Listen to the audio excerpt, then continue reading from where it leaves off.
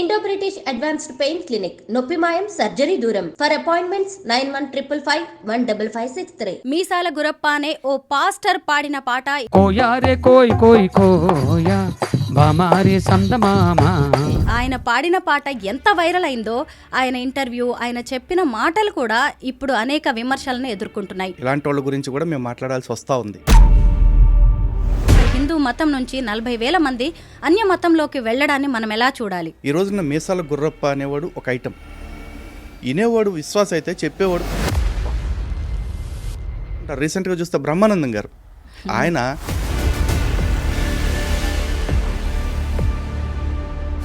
మరి హిందూ మతంలో ఉన్న పురాణాల సంగతి ఏంటి, ఇతిహాసాల సంగతి ఏంటి, మన ధర్మాన్ని ఎందుకు జీర్ణించుకోలేక ఇలాగా పక్క మతంలో వాక్యాలను విని వెళ్తున్నారంటారా? బ్రహ్మ ఎంత నీచుడు, ఎంత భయంకరుడో అర్థమైంది. అరే మీ దేవుళ్ళకి మీ దేవుళ్ళ తాన్నండి వెళ్ళి, ఒరే బ్రహ్మ ఇదేం పండ్రని అడగండి వెళ్ళి. రాముడికి తండ్రి భూతమా గుర్రమా? అంజనాదేవి భర్త ఎవరంటే కేసరి. వాయుపుత్రుడైనా సరే లేక శివుడి వీర్యం వల్ల రెండిట్లో ఎట్ట పుట్టినా సరే ఇది వ్యభిచారమే.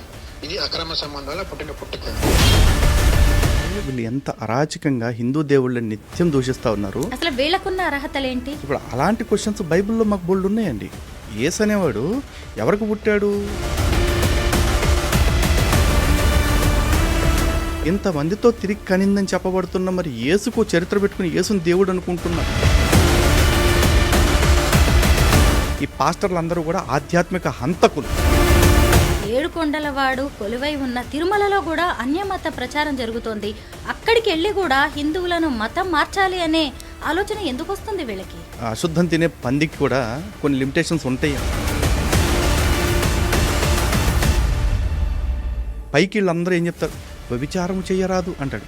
ఏ విచారం చేస్తున్న పాస్టర్ల లిస్ట్ ఎంత చూపిస్తాను.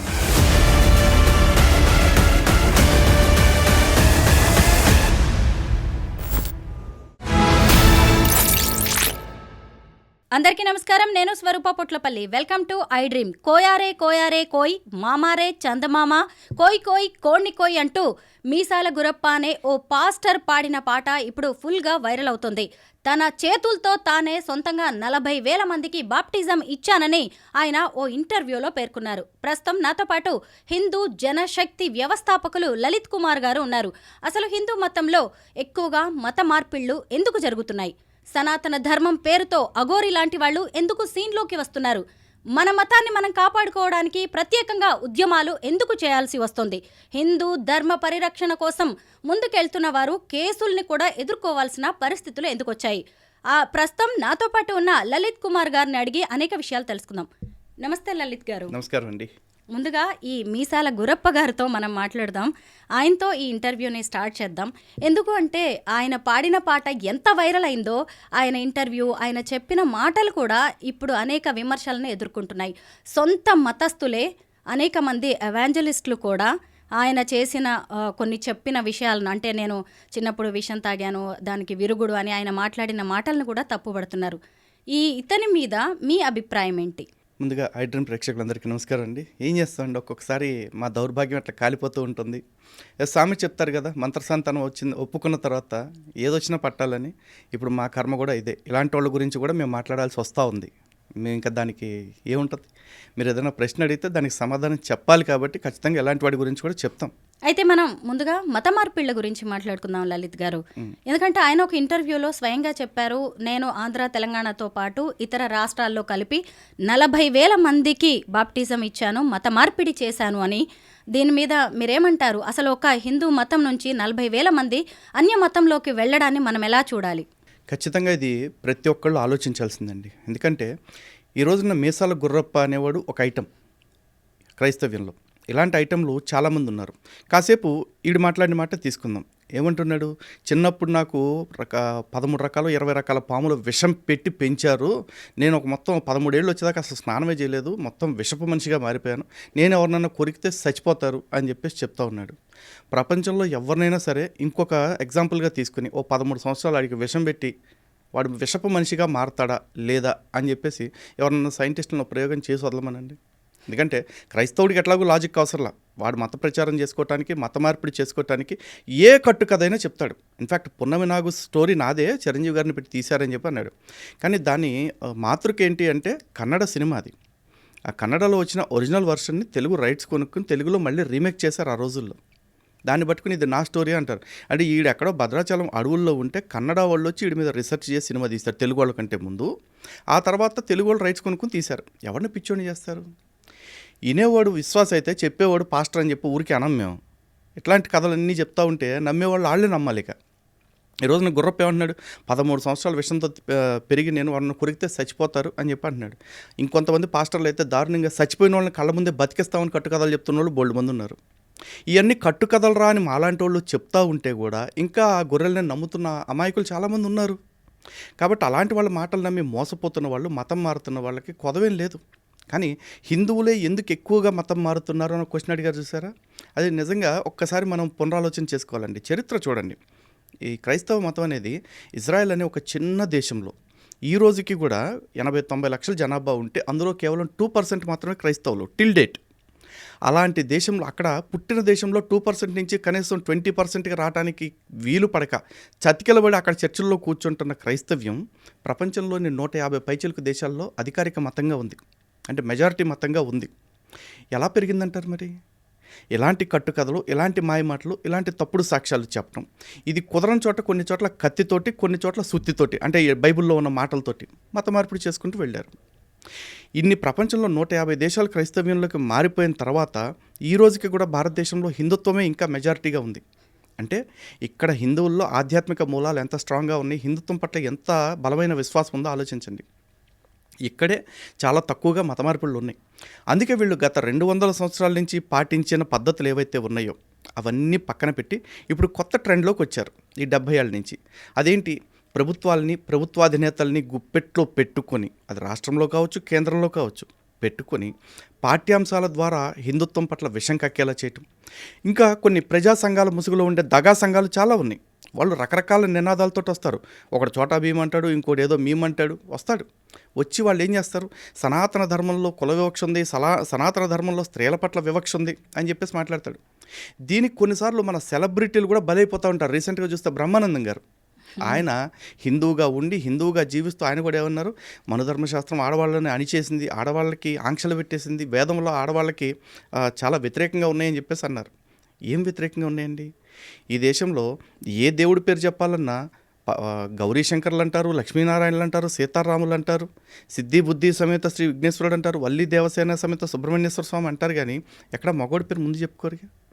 అలాగే ఆదిశక్తి అంటే మొట్టమొదటి శక్తి ఎవరు అంటే అమ్మవారని చెప్తారు.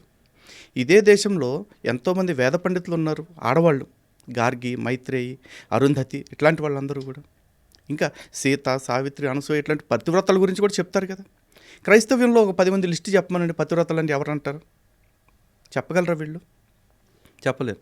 కానీ అదే మరి ఇస్లాంలోకి వచ్చేప్పటికి డైరెక్ట్గా ఆడవాళ్ళని బుర్ఖా వేసుకోకుండా బయటికే రావద్దంటారు. ఇది వాళ్ళకి వివక్షలాగా అనిపించదు, అణచివేతలాగా అనిపించదు. ఆడవాళ్ళు పెద్ద పెద్ద ఉద్యోగాలు చేయాల్సిన అవసరం లేదు, బయట వ్యాపారాలు చేయడానికి వీల్లేదని మాట్లాడతారు కొన్ని చోట్ల. ఇది వాళ్ళకి కనపడదు వివక్షలాగా.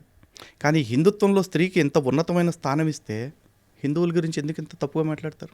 అలాగే హిందువులు పాటించే ప్రతి విశ్వాసాన్ని అవమానిస్తారు. ఉదాహరణకి మనం గోవుని తల్లిగా భావిస్తాం. వీళ్ళు వచ్చేసి ఒరే ఒక జంతువు నీకు తల్లి అట్ట ఇద్దరా అంటారు. సరే, జంతువు నాకు తల్లి అవుతుందా అవదా సెకండరీ, కానీ నేను దాన్ని తల్లి అనుకోవటం వల్ల ప్రపంచానికి వచ్చే నష్టం లేదుగా. ఇన్ఫ్యాక్ట్ కొన్ని మూగజీవాల ప్రాణం నిలబడద్ది తప్ప. కానీ గోవుని కాదు ప్రతి జీవిని కోసుకు తినండి అని చెప్పే మతాలు మాత్రం వీళ్ళకి శాంతి మతాల్లా కనిపిస్తాయి. అలాగే కుల వివక్ష గురించి మాట్లాడతారు. ఇక్కడ కుల వివక్ష లేదు నిజానికి. వర్ణాశ్రమ ధర్మాలు చెప్పారు. బ్రాహ్మణులు ఈ పని, క్షత్రియులు ఈ పని, వైశ్యులు ఈ పని, శూద్రులు ఈ పని చేయాలని చెప్పేసి చెప్పారు. వృత్తి మాత్రమే విభజన అయింది. కానీ దీన్ని చాలా చండాలంగా అసలు ప్రమాదకరమైన దానిలాగా మాట్లాడుతూ ఉంటారు. అదే బైబిల్లో ఖురాన్లో చూస్తే బానిస స్త్రీలు అనే పదం కనపడుతుంది, బానిస పురుషులు అనే పదం కనపడుతూ ఉంటుంది. ఖురాన్లో అయితే ఒక స్త్రీ నీకు ఎంతగా నచ్చినప్పటికీ ఆమె అల్లాను నమ్మి విశ్వసించినంత వరకు ఆమె కంటే విశ్వాసురాలైన ఒక బానిస స్త్రీ ఎంతో మేలైనది అంటాడు. అసలు ఈ బానిస స్త్రీలు అనే కాన్సెప్ట్ ఎందుకు వచ్చింది? మరి ఎవడన్నా అడుగుతాడా నీ మత గ్రంథంలో బానిస స్త్రీ అని ఎందుకు ఉంది అని? అలాగే క్రైస్తవ్యంలో బానిసలుగా తెచ్చుకున్న స్త్రీలలో పురుష స్పర్శ ఎరిగిన వారిని అందరినీ చంపేసి పురుష స్పర్శ ఎరుగని వారిని అంటే ఫ్రెష్ క్యాండిడేట్స్ అందరినీ మీ కొరకై అట్టి పెట్టుకున్నాను వాళ్ళ దేవుడే స్వయంగా చెప్పాడు. అలాగే కూతుర్ని స్వయంగా బానిసగా అమ్ముకోవచ్చని చెప్పాడు. అలాగే బానిసని యజమాని కొట్టితే వాడు చచ్చిపోతే పెద్ద పాపం కాదు, వాడు ఒకవేళ బతికితే మాత్రం వాడిని బానిసత్వం నుంచి వదిలేయాలంటాడు. ఏమైంది? ఇవన్నీ ఎవరికి ఎందుకు తప్పుగా కనపడవు? అంటే హిందుత్వం మీద ఒక సిస్టమేటిక్ అటాక్ చేస్తూ ఉంటారు. ఇందులో హిందువుల చేతనే హిందుత్వం అంటే తప్పుడుది అని అనిపించేలాగా వీళ్ళ ప్రవోకింగ్.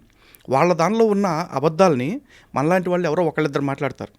కానీ మన దానిలో లేని అబద్ధాలని ప్రతి క్రైస్తవుడు, ప్రతి ముస్లిము, ప్రతి నాస్తికుడు, ప్రతి అంబేద్కర్వాది ప్రచారం చేస్తూ ఉంటాడు. సో 10 సార్లు ప్రచారం చేస్తే ఒకే అబద్ధాన్ని అది నిజమై కూర్చుంటుందని గోబెల్స్ థియరీ ఒకటి ఉంది. ఆ గోబెల్స్ ప్రచారమే వీళ్ళు చేస్తున్నారు. అటువంటి ప్రచారానికి హిందువులు బలైపోతున్నారు. ఈరోజు చూద్దామండి, చాలామంది ఇదిగో మీ మతంలో కుల వివక్ష ఉంది కాబట్టి చాలామంది క్రైస్తవ్యంలోకి మారిపోతున్నారు అంటున్నారు. క్రైస్తవ్యం కంటే ముందు 1000 సంవత్సరాల క్రితమే ఇస్లాం వచ్చింది. ఆ ఇస్లాం కూడా మాది చాలా ఉన్నతమైన ధర్మం, మాది మానవ ధర్మం, సర్వమానవ సౌభ్రాతృత్వం అని చెప్తారు. మరి ఈ వివక్షను ఎదుర్కొంటున్న వాళ్ళంతా ఇస్లాంలోకి అప్పుడు ఎందుకు మారలా? నిజంగా హిందుత్వం మీద వాళ్ళకి ద్వేషం ఉంటే. ఏ వర్గానికి కూడా హిందుత్వం మీద, సనాతన ధర్మం మీద ద్వేషం లేదండి. ఆ ద్వేషాన్ని వీళ్ళు ఇప్పుడు పుట్టిస్తున్నారు, వీళ్ళు పెంచి పోషిస్తున్నారు. వీళ్ళకి కొంతమంది అమాయక హిందువులు బలైపోతున్నారు. ఈ రోజున అమెరికా అతిపెద్ద వలస దేశం.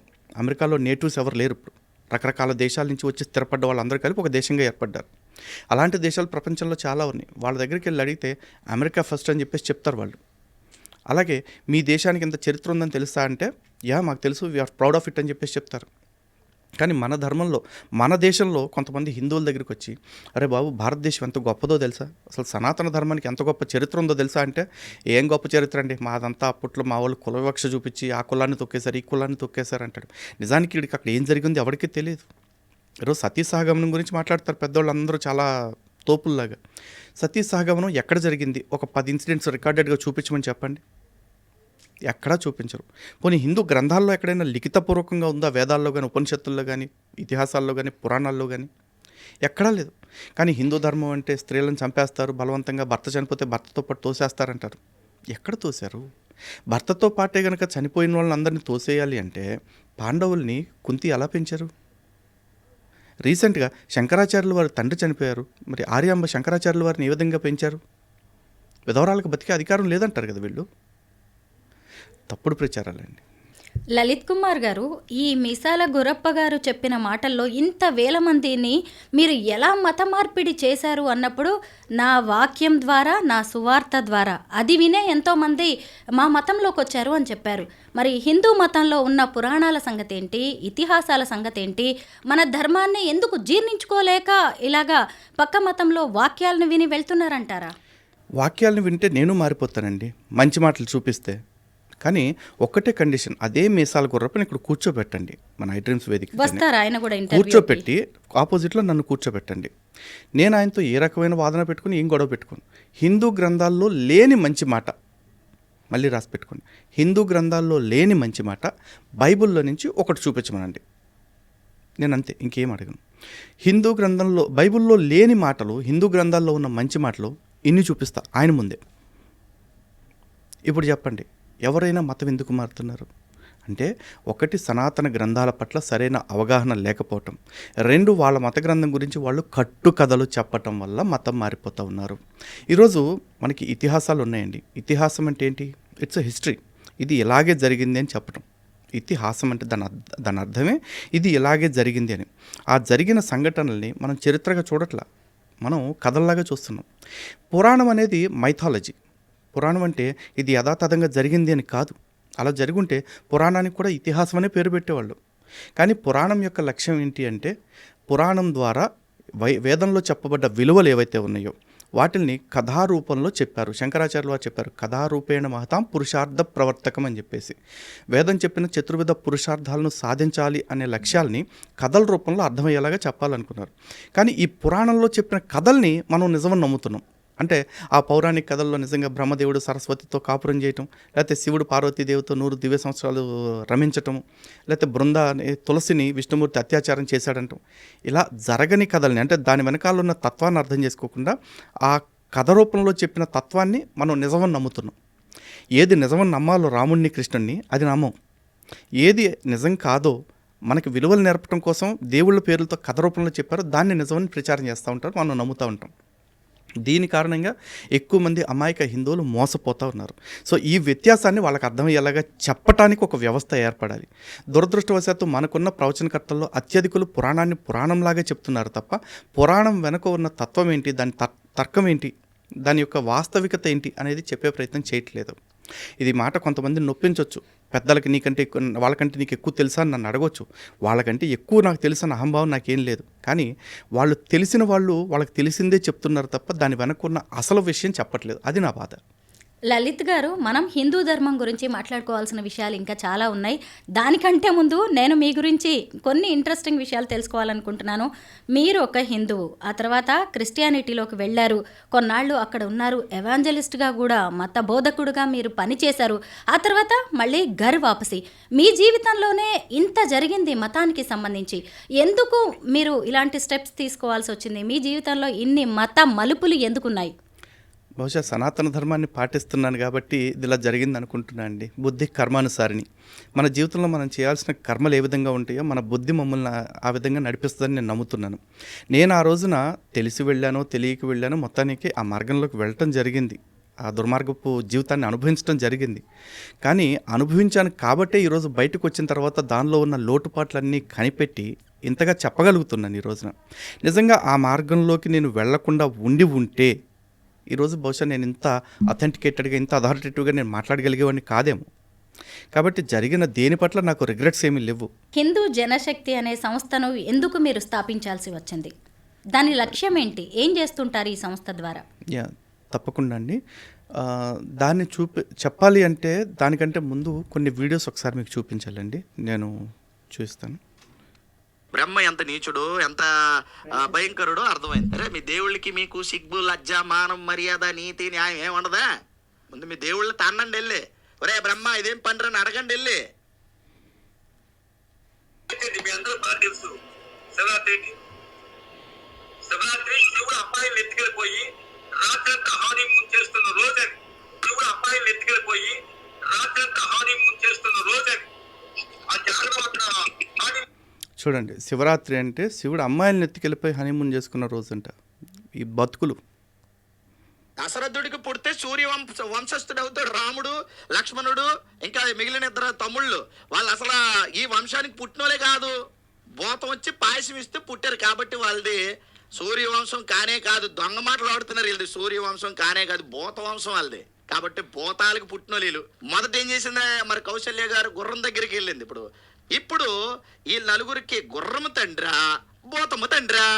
ఆలోచించండి ఒకసారి, ఎంత బాగుందో. వాళ్ళ గ్రంథాలే చెప్పే. ఇప్పుడు చెప్పండి, రాముడికి తండ్రి భూతమా గుర్రమా? అసలు దశరథుడికి కొడుకుగా పుట్టే లేదు. దశరథుడి వంశస్థుడే కాదు రాముడు.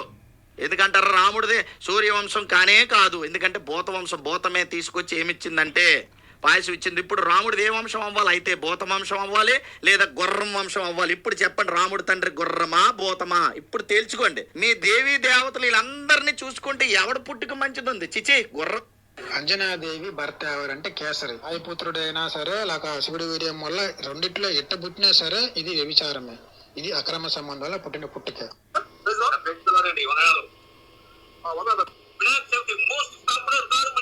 వినాయకుడు అందరూ నమ్ముతారు, హిందువులందరూ. వినాయకుడు స్టోరీగా తీసుకెళ్తే పరలోకంలో బాత్రూమ్ ప్రాబ్లం వల్ల ఆయన పుట్టాడు. పరలోకంలో బాత్రూమ్ ప్రాబ్లం అంటే వీళ్ళు ఎంత అరాచకంగా హిందూ దేవుళ్ళని నిత్యం దూషిస్తూ ఉన్నారు. అసలు వీళ్ళకున్న అర్హతలేంటి? హిందూ దేవుళ్ళని, హిందూ ధర్మాన్ని. ఇందాక వాడు అంటున్నాడు కదా, రాముడు దశరథుడికి పుట్టలేదని. ఇప్పుడు అలాంటి క్వశ్చన్స్ బైబిల్లో మాకు బోల్డ్ ఉన్నాయండి. యేసు అనేవాడు ఎవరికి పుట్టాడు? యోసేబ్ అనే అతని కొడుకుగా ఎంచబడతాడు అని చెప్పారు. నిజానికి యోసేబ్కి మేరీకి శారీరక సంబంధం రాకముందే పుట్టాడు అంటారు. ఆ పుట్టింది ఎవరి సంబంధం వల్ల అంటే పరిశుద్ధాత్మ వలన కలిగిన గర్భం అంటారు. మరి ఇప్పుడు యేసుకి తండ్రి ఎవరు? యోసేబా పరిశుద్ధాత్మ? యోసేమో నా తండ్రి యెహోవా అని చెప్పుకున్నాడు. మరి యెహోవానా? ముగ్గురు తండ్రులు. కానీ చరిత్ర ఏం చెప్తుంది? తాల్ముడ్ ప్రకారం చూసుకుంటే రోమన్ సైనికుడు ప్యాంతర్ అనేవాడితో పడుకొని మేరీ అనే ఆమె యేసుని కనిందని చెప్పేసి ఒక ఇది ఉంది థియరీ. అలాగే అగస్టస్ అనే ఒక రాజు ఉన్నాడు. ఆ రాజుతో పడుకుని యేసుని కనింది అని చెప్పేసి ఇంకొక కథ ఉంది. ఆన్లైన్లో దొరుకుతున్నాయి ఇవన్నీ కూడా. ఆక్టేవియస్ అంటారు అతన్ని. ఆ తర్వాత క్వింటోలస్ అని చెప్పేసి ఇంకొక అతనితో గడిపి యేసుని కనిందని చెప్పేసి ఇంకొక కథనం ఉంది. ఇంతమందితో తిరిగి కనిందని చెప్పబడుతున్న మరి యేసుకు చరిత్ర పెట్టుకుని యేసుని దేవుడు అనుకుంటున్న వీళ్ళు రాముడి గురించి, రాముడి యొక్క పుట్టుక గురించి మాట్లాడతారు. శివుడి గురించి, శివరాత్రి పండుగ గురించి మాట్లాడతారు వీళ్ళు. వినాయకుడిని దూషిస్తారు, ఆంజనేయ స్వామిని అవమానిస్తారు, ఇంతమందిని అవమానిస్తుంటారు. మరి మేము స్పందించొద్దా? వీళ్ళని క్వశ్చన్ చేయడానికి, వీళ్ళకి రిటార్ట్ ఇవ్వటానికి అప్పట్లో హిందూ సమాజం నుంచి ఎవరు లేరు. కారణం ఏంటంటే హిందువులకి బైబిల్ తెలియకపోవటం వల్ల. ఎందుకంటే ఒక ప్రపంచ ప్రఖ్యాతిగాంచిన ఒక నానుడు ఉందండి. ఎవరైతే బైబిల్ పట్టుకుని తిరుగుతాడో వాడు విశ్వాస అవుతాడు. ఎవడైతే బైబిల్ ప్రచారం చేస్తూ ఉంటాడో వాడు పాస్టర్ అవుతాడు. ఎవడైతే బైబిల్ చదువుతాడో వాడు ఎక్స్ క్రిస్టియన్ అవుతాడు. ఎందుకంటే ఆ బైబిల్ కరెక్ట్గా చదివితే దానిలోంచి ఎవడైనా బయటకు వస్తాడు. మేము వచ్చినట్టే అంతే. బైబిల్ నిండా అంత దారుణమైన పదాలు ఉన్నాయి. ఉదాహరణకి యెహెజ్కేలు గ్రంథంలో యెహోవాకి 2 భార్యలు అని చెప్తారు, ఓహోలా, ఓహోలిబా అని చెప్పేసి. అవి 2 పట్టణాల పేర్లని తర్వాత వీళ్ళు ఏదో స్టోరీ చెప్తారు దానిలో. ఆ 2 నగరాలు కూడా విపరీతం, అంటే యెహోవా భార్యలు ఇద్దరు కూడా విపరీతమైన వ్యభిచారం చేస్తూ ఉంటారు. దాన్ని యెహోవానే చెప్తాడు. వీరు తన యవ్వన కాలమందు విటుకాండ్ర చేత తమ చన్నులు నలిపించుకొనలేదా? వీడు గాడిద వంటి పురుషాంగములు, గుర్రం వంటి స్కలనములు గల విటుకాండ్రతో సుఖించట్లేదా అని చెప్పేసి అంటాడు. అవి పదాలు బైబిల్లో ఎందుకున్నాయండి? గాడిద పురుషాంగాలు, లేకపోతే గుర్రం వంటి స్కలనాలు, చన్నులు ఏంటిది బైబిల్ అనుకుంటున్నారు? ఏమనుకుంటున్నారు మీరు? మత గ్రంథంగా ప్రచారం చేస్తున్న పుస్తకంలో ఇన్ని పెట్టుకుని మీరు హిందూ గ్రంథాల కాడికి వచ్చేప్పటికీ హిందూ గ్రంథాలని బూత్ గ్రంథాలని, హిందూ దేవుల కథల్ని బూత్ కథలని విషప్రచారం చేస్తున్నారు. అది చాలామంది హిందువులు నమ్ముతున్నారు. వీటితో పాటు హిందువులకి ఇక్కడ అతిపెద్ద ప్రాబ్లం ఏంటంటే చాలామందికి భారతదేశంలో కొంత అవగాహన రాహిత్యము, ఇంకొంత పేదరికం కారణంగా గ్రామాల్లో ఏంటంటే ఏదైనా ఆరోగ్య సమస్య వచ్చినప్పుడు వాళ్ళకి హాస్పిటల్స్కి వెళ్ళటం ఇదంతా ఇప్పుడున్నట్లు అప్పట్లో పూర్వకాలం లేదు. సో ఆ రోజుల్లో వీళ్ళు ఏం చేసేవాళ్ళు అంటే మేము ప్రార్థన చేస్తామని చెప్పేసి ప్రార్థన చేసి ప్రేయర్ ఆయిల్లో ఏదో ఒక ట్యాబ్లెట్లు కలిపేసి ఇవ్వటం ఏదో చేసేవాళ్ళు. దాంతో వాళ్ళకి ఏదో కాస్త జ్వరం ఉపశమించడం, లేదా తలనొప్పి తగ్గటం జరిగితే అబ్బో నిజంగా యేసు ఉన్నాడు కాబట్టి మాకు తగ్గింది అంటూ ప్రచారం చేస్తారు. ఈరోజు కూడా చూడండి, కల్వరి చర్చ్ అని ఇక్కడ హైదరాబాద్లోనే ఉంది. అక్కడ కొబ్బరి నూనె అమ్ముతారు, ప్రేయర్ ఆయిల్ అని చెప్పేసి. అలాగే కల్వరి టెంపుల్ అని బెల్లంపల్లిలో ఇంకోటి ఉంది, అక్కడ కర్చీఫ్లు అమ్ముతారు, ప్రేయర్ కర్చీఫ్స్. వరంగల్లో ఒక చర్చ్ ఉంది, అక్కడ బలూన్స్ ఇస్తారు, ప్రార్థన చేసిన బలూన్స్ అని చెప్పేసి. మామూలు బెలూన్స్లేండి ఇస్తారు. మరి ఇవన్నీ ఇస్తూ ఉన్నారు. ఇవన్నీ ఇస్తున్నప్పుడు వాళ్ళు ఏమనుకుంటారు, ఓకే 1,00,000 మందిలో 1000 మంది నమ్మినట్టు వాళ్ళకి. ఇలాంటి మాయమాటలు చెప్తూ కల్వరి సతీష్ నెలకి 3,500 మందిని మతం మారుస్తున్నాడంట. దాదాపు సంవత్సరానికి ఇప్పటివరకు 30 లక్షల మందిని ఎంతమందిని మార్చానని చెప్తున్నాడు ఓపెన్గా. మరి ఇలాంటి వాళ్ళందరినీ ఎవరు అబ్జెక్షన్ చేస్తారు? సో వీళ్ళు చేస్తున్న మోసాలు ఇవి, వీళ్ళ గ్రంథాల్లో ఉన్న వాస్తవాలు ఇవి అని చెప్పేసి నాలాంటి వాళ్ళు వచ్చి ఎక్స్పోజ్ చేయటం మొదలుపెట్టారండి. మేము ఎక్స్పోజ్ చేయటం మొదలుపెట్టిన తర్వాత ఇప్పుడు వీళ్ళ ఆగడాలకి కొంత అడ్డుకట్ట పడింది. ఇదివరకు అంత ఉధృతంగా వీళ్ళు మత మార్పిడి చేయలేకపోతున్నారు. అండ్ మోరోవర్ మేము వచ్చిన తర్వాత ఇప్పటికీ అనేక మంది తిరిగి సనాతన ధర్మంలోకి వచ్చేస్తున్నారు. క్రైస్తవ్యంలోకి మారిన వాళ్ళు కూడా వీళ్ళు చేస్తున్న మోసాలు, వీళ్ళు చెప్తున్న అబద్ధాలు అన్నీ తెలుసుకుని. ఈ రోజున వ్యవస్థలు కూడా ఎంత నిద్రాణంగా ఉన్నాయంటే భారతదేశంలో drugs and magical remedies act, drugs and cosmetics act అని 2 యాక్ట్స్ ఉన్నాయి, చట్టాలు. అందులో మిస్లీడింగ్ అడ్వర్టైజ్మెంట్స్ లేకపోతే మిస్లీడింగ్ స్టేట్మెంట్స్ ఇచ్చేవాళ్ళు ఎవరైతే ఉన్నారో వాళ్ళ మీద చట్టపరంగా కేసులు పెట్టాలి. కానీ బాహాటంగా స్వస్థత సభల పేరుతోటి మేము రోగాలు తగ్గిస్తాం, రొస్టులు తగ్గిస్తాం అంట. నిన్న మొన్న ఒకడు ఉన్నాడు, అమతేజ అని ఒక ఫ్రాడు, వాడు అరటిపండు ఇస్తాను, అరటిపండు తింటే పిల్లలు పుడతారు మీకు అని చెప్పేసి అంటున్నాడు. ప్రార్థన చేసేస్తే రోగాలు తగ్గించేస్తాను, ఎయిడ్స్, క్యాన్సర్, యాంథ్రాక్స్లు ఏంటేంటో తగ్గించేస్తానంటాడు. మరి ఇన్ని మాట్లాడుతున్న వాళ్ళు అయితే ఓ పని చేయండి, మీరు అన్ని హాస్పిటల్స్ మూసేసి, గవర్నమెంట్నే డిమాండ్ చేస్తున్నా, అన్ని హాస్పిటల్స్ మూసిపారేసి చర్చి పాస్టర్లని ఊరికో 10 మందిని పెట్టేసేయండి. ఎవరైనా సరే వీళ్ళ దగ్గరికి వచ్చి ప్రార్థన చేయించుకోవాలి. రోగం ఒక్కడికి తగ్గకపోయినా ఈయన కాల్చి పాడేస్తామని చెప్పేసి పెట్టండి, రూలు పెట్టరు. వీళ్ళు ఏమంటారు, పాస్టర్లు కూడా అందరికీ తగ్గుద్దని గ్యారంటీ ఇవ్వలేమండి, విశ్వాసం ఉండాలి అని చెప్పేసి అంటాడు. విశ్వాసం ఉంటే నువ్వు చెప్పేది ఏంటి? ఆల్రెడీ విశ్వాసంలోకి వచ్చి క్రైస్తవ్యంలో ఉన్న ఎంతోమంది విధవరాళ్ళని నేను చూపిస్తా. మరి వాళ్ళందరూ భర్తలు ఎందుకు పోగొట్టుకున్నారు? ఎంతోమంది బిడ్డలను పోగొట్టుకున్న క్రైస్తవులు నేను చూపిస్తా. వాళ్ళందరూ బిడ్డలు ఎందుకు పోగొట్టుకున్నారు? అంటే క్రైస్తవ్యం అనేది వీళ్ళు చెప్పేది ఏంటంటే 1 టైం సెటిల్మెంట్. ఎవడైతే మతం మారకుండా ఉంటాడో, హిందూగా ఉంటాడో అలాంటి వాడికి ఒకసారి రోగం తగ్గిస్తారు. వాడు ఆ మతంలోకి మారే ముందు వాడికి రోగం తగ్గిందంటారు. కారణం ఏంటంటే తగ్గిన వాళ్ళకి మాత్రమే వీళ్ళు సాక్షులుగా చూపిస్తారు. తగ్గని వాళ్ళు ఎంతమంది ఉంటారు వాళ్ళ గురించి చెప్పరు. కొండకు వెంట్రుకేస్తారు, వస్తే కొండ, పోతే వెంట్రుక. ప్రతి హిందూ దగ్గరికి వెళ్తారు, అమ్మా మా దేవుణ్ణి నమ్ముతారా, ప్రార్థన చేస్తే తగ్గాక అంటారు. సరే అంటాడు, వాడికి అవసరం ఆ నిమిషానికి కాబట్టి. వీడికి ఏం కావాలి? తగ్గింది అనుకోండి, వాడు మతం మారుతాడు. తగ్గలేదు అనుకోండి, సర్లే అమ్మ మీరు ఇంకా విశ్వాసం బలపడాలి అని చెప్పి వచ్చేస్తాడు. గాలికి పోయే పిండి కృష్ణార్పణ ఒక సామెతం చూసారా, సేమ్ అంతే. వీళ్ళకి ఏదో ప్రార్థన చేస్తాడు, చీకట్లో బాణం వేస్తాడు, తగిలితే తగిలింది, లేకపోతే పోయింది, నష్టమైతే లేదుగా వాడికి. సో ఈ విధంగా ఎక్కువ మందిని మత మార్పిడి చేస్తున్నారు. మత మార్పిడి అనే కంటే కూడా ఆధ్యాత్మిక హత్యలు చేస్తున్నారు వీళ్ళు. ఈ పాస్టర్లు అందరూ కూడా ఆధ్యాత్మిక హంతకులు. లలిత్ కుమార్ గారు, మీరు ఎవాంజలిస్ట్గా ఎంతోమందికి సాక్ష్యం చెప్పారు, సువార్త చెప్పారు. ఇలా మీరు ఇది కరెక్ట్ కాదు, నేను చేయాల్సిన పని ఇది కాదు అని చెప్పి మీకు మీరు సెల్ఫ్ రివ్యూ చేసుకునే సంఘటన ఏదైనా ఉందా? ఎందుకు మళ్ళీ మీరు వెనక్కి రావాలి అనుకున్నారు? యాక్చువల్లీ నేను క్రిస్టియానిటీకి వెళుతున్న విషయం నాకే తెలియదండి. యవ్వన చాపల్యం అంటారు కదా, ఇంచుమించు అట్లాంటిది. ఎందుకంటే 9 ఏళ్ళు ఎలా ఉండగలిగారు ఆ మతంలో? బాగుంది, సౌకర్యంగా ఉంది, అన్నీ అందుతున్నాయి. అంటే ఎలా అంటే సౌకర్యం అంటే? సౌకర్యంగా అంటే ఇప్పుడు బహుశా ఇప్పుడు చెప్తే నా మీద ఒపీనియన్స్ మారిపోతాయి. క్రిస్టియానిటీలో అందరు పాస్టర్లు ఏ విధంగా ఎంజాయ్ చేస్తున్నారు, నేను అట్లాగే ఎంజాయ్ చేశాను. ఎలా ఎంజాయ్ చేస్తారు పాస్టర్స్? అయ్యాడ వాళ్ళకి తెలుసులేండి. ఇప్పుడు మళ్ళీ చెప్తే నీకు ఏమైనా సాక్ష్యాలు ఉన్నాయి అంటారు, మళ్ళీ మనోభావాలు దెబ్బతింటే అంటారు కదా. చెప్తున్నా కదా, ఎంజాయ్మెంట్ ఏంటి చెప్తున్నా. నా మీద ఒపీనియన్ నేను పోగొట్టుకోలేను కాబట్టి చెప్పలేను ఇప్పుడు అవన్నీ కూడా. బట్ సీరియస్లీ ఒకటి చెప్తానండి, నేనైతే ఖచ్చితంగా దాని నుంచి బయటకు రావడానికి కారణం ఏంటంటే, నేను ఏ విధంగా క్రైస్తవుడిగా మారాను అంటానికి నాకు స్టోరీ రాసుకున్నాను. అది నిజంగా నా జీవితంలో జరగల, కానీ తప్పుడు సాక్ష్యం చెప్పుకుంటూ చాలాసార్లు నేను మతం ఈ కారణంగా మారాను అది ఇదని చెప్తూ తిరిగా. ఇన్ఫ్యాక్ట్ ఇంకొక విషయం ఏంటంటే, నాతో పాటు ఎవరైతే కూడా వచ్చేవాళ్ళు ఉన్నారో వాళ్ళందరూ కూడా సాక్ష్యాలు చెప్పేవాళ్ళు. అందరం కూడా మేము సరదాగా కూర్చొని నవ్వుకునేవాళ్ళం. ఎరా నీ జీవితంలో ఇట్లా జరిగిందా అంటే, ఊరిక బాబాయ్ ఏదో చెప్తాం వేదికెక్కినప్పుడు అట్లా అనేవాళ్ళు. చాలామంది క్రైస్తవులు చెప్పే సాక్ష్యాలన్నీ కూడా సొల్లే, వాళ్ళ జీవితంలో జరగవు. ఇంకోటి ఏంటంటే, వీళ్ళందరిలో కొంతమంది ఎవరైతే నిజంగా జరిగిపోయింది అద్భుతాలు అనుకుంటారో వాళ్ళందరికీ కూడా కొన్ని మానసిక సమస్యలు ఉంటాయండి. గాడ్ కాంప్లెక్స్ కావచ్చు, స్కిజోఫ్రీనియా కావచ్చు, ఇట్లాంటివన్నీ కూడా. ఆ మానసిక సమస్యల కారణంగా వాళ్ళకి ఎట్లా ఉంటుంది అంటే, ఏదో మాకు నిజంగా అద్భుతం జరిగింది అని చెప్పేసి అనుకుంటూ ఉంటారు. నిజానికి అదొక రుగ్మత. మిగతా వాళ్ళందరూ కూడా రుగ్మత కాదు, అబద్ధపు సాక్ష్యాలు ఇస్తూ ఉంటారు. ఆ సాక్ష్యంలో హిందువులను మతం మార్చాలంటే 2 పాయింట్స్. ఒకటి, ఈ దేవుడి మీద అపరిమితమైన విశ్వాసం కల్పించాలి, ఇతన్ని నమ్ముకుంటే రోగాలు తగ్గిపోతాయి, ఐశ్వర్యం వచ్చేస్తుంది అన్నీ అని చెప్పేసి. అలాగే హిందూ దేవుళ్ళని నమ్ముకున్న తర్వాతే మాకు కష్టాలు వచ్చినాయి అని చెప్పి నిరూపించేలాగా హిందూ దేవుళ్ళకి అగెనిస్ట్గా కొన్ని మాటలు చెప్పాలి. కానీ బుర్ర పెట్టి ఆలోచిస్తే ప్రతి భారతీయుడికి అర్థమవ్వాల్సింది ఏంటంటే, కొన్ని లక్షల సంవత్సరాలుగా, కొన్ని తరాలుగా భారతదేశంలో అదే దేవుళ్ళని నమ్ముతున్నారు కదా, మరి వాళ్ళందరూ అద్భుతంగా ఉన్నారు కదా. భారతదేశం ప్రపంచానికి పూజగదిగా నిలిచింది కదా, అన్నపూర్ణగా ఉంది కదా, రత్నగర్భగా ఉంది కదా. మరి ఈ దేశం ఇంత దేదీప్యమానంగా ఎలా ఉంది? అంతా కలిపితే యేసు అనేవాడు వచ్చింది 2000 సంవత్సరాల క్రితమే. ఒకవేళ వచ్చాడు అనుకుంటే, నా దృష్టిలో అయితే యేసు అనేవాడు పుట్ల, అసలు చరిత్రలో యేసు అనేది పెద్ద అబద్ధం. కానీ యేసు అనేవాడు పుట్టాడు అనుకుంటే కనుక 2000 సంవత్సరాల క్రితం. మరి 2000 సంవత్సరాల క్రితం ప్రపంచానికి ఏ కష్టం లేదే, బ్రహ్మాండంగా ఉంది కదండి. ఇన్ఫ్యాక్ట్ 2000 సంవత్సరాల క్రితమే భారతదేశంలో అద్భుతమైన చరిత్ర ఉంది, అద్భుతమైన వారసత్వ సంపద ఉంది, ఎన్నో కళాఖండాలు ఉన్నాయి ఈ దేశంలో రామాయణ భారతాలు ఉన్నాయి, భారత భాగవతాలు ఉన్నాయి. మరి వీటన్నిటిలో యేసు అనే పాత్ర ఎక్కడా లేదు కదా. అయినా కూడా అద్భుతంగా విలువలు నేర్చుకున్నాం. ఈ దేశంలో పతివ్రతలు ఉన్నారు, సీత, సావిత్రి, అనసూయ, అరుంధతి లాంటి పేర్లు చెప్పుకుంటూ వెళ్తే లక్షల్లో ఉంటారు. అలాగే బాలభక్తులు ఉన్నారు, నచికేతుడు కావచ్చు, ప్రహ్లాదుడు కావచ్చు, ధ్రువుడు కావచ్చు, ఉత్తానపాదుడు కావచ్చు, వీళ్ళందరూ కూడా ధ్రువుడు కావచ్చు, మార్కండేయుడు కావచ్చు, వీళ్ళందరూ కూడా చిన్న వయసులోనే జ్ఞానం లేని వాళ్ళు ఉన్నారు.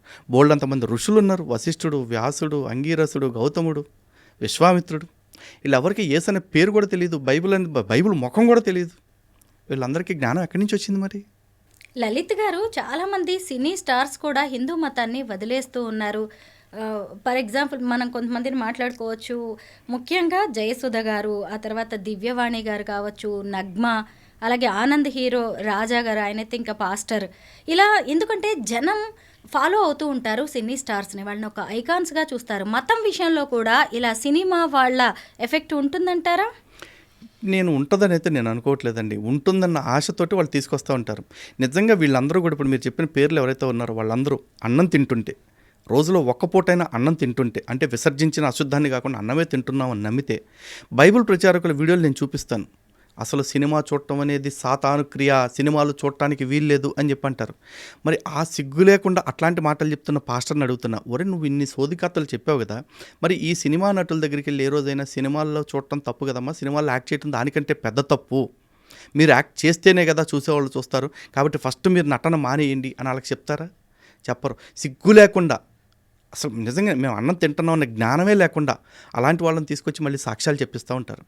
ఇలా సాక్ష్యాలు చెప్పే వాళ్ళందరి గురించి ఒకటే మాట చెప్తున్నా, సినిమా యాక్టర్లు అంటే కొంచెం సెలబ్రిటీలు అంటారు కదా, సెలబ్రిటీలు అంటే ఎక్కువ మందికి తెలిసిన వాళ్ళు, లేదా అందరికీ తెలిసిన వాళ్ళు, అంతేగాని అన్నీ తెలిసిన వాళ్ళు కాదు వాళ్ళు. ఏమి వాళ్ళు మతం మారినంత మాత్రాన మనం మారాల్సిన ఏం లేదు. వాడు కాలు కోసుకున్నాడని మనం కంఠం కోసుకోవాల్సిన అవసరం అంతకంటే లేదు. దివ్యవాణి మారారు, జయసుధ మారారు, లేకపోతే ఇంకెవడో మారాడు, గోచిగడి మారాడు, గన్నయ్యగడి మారాడంటే మారుతారు. ఎవడ ప్రాబ్లమ్స్ ఆడికి. మోసపోవటానికి ఏమైనా పారామీటర్స్ ఉంటాయా అండి? వీడు మోసపోవాలి, వీడు మోసపోకూడదని చెప్పేసి వాళ్ళు మోసపోయి ఉండొచ్చు, లేదా బహుశా వాళ్ళ ప్రలోభపడి ఉండొచ్చు, దేనన్నా అవసరాలకి ఆశపడి ఉండొచ్చు. అరే ఈ మతంలోకి పోతే నాకు ఇన్ని డబ్బులు వస్తాయని నమ్ముండొచ్చు. అక్కడ సుఖపడుతున్నారేమో, ఎవరికి తెలుసు? తెలియదు కదా. వాళ్ళు మారారు కాబట్టి ఇంకెవరో మారతారని నేనైతే అనుకోవట్లేదండి. కలియుగ వైకుంఠం తిరుపతి, ఏడుకొండలవాడు కొలువై ఉన్న తిరుమలలో కూడా అన్యమత ప్రచారం జరుగుతోంది. అక్కడికి వెళ్ళి కూడా హిందువులను మతం మార్చాలి అనే ఆలోచన ఎందుకు వస్తుంది వీళ్ళకి? వీళ్ళకి అది ఇది అని లేదండి. శ్రీశ్రీ గారి కవిత్వం ఏదో చెప్తారు కదా, కుక్క పిల్ల అగ్గిపుల్ల కాదేది కవితకి అనర్హం అని చెప్పేసి. వీళ్ళకి అదేం లేదు. వీళ్ళు అన్నిటిని అన్ని చోట్ల మతం మార్చడం కోసమే బతుకుతూ ఉంటారు. ఇప్పుడు ఏదో అశుద్ధం తినే పందికి కూడా కొన్ని లిమిటేషన్స్ ఉంటాయేమో బహుశా. వీళ్ళకి అటువంటి లిమిటేషన్స్ ఏమీ ఉండవు. ఏమన్నంటే అచ్చోసిన ఆంబోతుల్లాగా ఏమంటారు, మాకు భారత రాజ్యాంగం హక్కు ఇచ్చింది, ఆర్టికల్ 25 మాకు స్వేచ్ఛ ఇచ్చింది అంటారు. ఆర్టికల్ 25 నీకు ఎంతవరకు స్వేచ్ఛ ఇచ్చింది? నీ చేతికర్ర నా ముక్కుని తాకనంతవరకే నీకు స్వేచ్ఛనిచ్చింది. నీ మతాన్ని గురించి చెప్పుకోవటానికి మాత్రమే నీకు స్వేచ్ఛనిచ్చింది. వచ్చి నా మతం గురించి దుష్ప్రచారం చేయడానికి నీకు స్వేచ్ఛనివ్వాల. కానీ మొన్న క్రిస్మస్కి కూడా వీళ్ళు కరపత్రాలు వేసుకుంటూ వచ్చారు, మనం చేసే తీర్థయాత్రలు విగ్రహారాధనలు మనకు ఫలితం ఇవ్వమ్మా అని చెప్పేసి. మా యేసుని నమ్ముకుంటేనే నీకు రక్షణ కలుగుతుంది అన్నారు. యేసుని నేను 9 ఏళ్ళు నమ్మాను, నాకు ఏం రక్షణ కలిగింది అంటే నాకు మందు అలవాటైంది, సిగరెట్ అలవాటైంది, అమ్మాయిలు అలవాటైంది, అబద్ధాలు అలవాటైంది, అన్నీ అలవాటైంది. యేసును వదిలిపెట్టేసిన తర్వాత ఈ 4 కూడా వదిలేసాను నేను. నిజంగా చర్చికి వెళ్తే ఈ సుఖాలకు అలవాటు పడి వెళ్ళాను. అక్కడికి వెళ్ళిన తర్వాత అర్థమైంది, ఓకే మనం తప్పు దారిలో వెళుతున్నాము.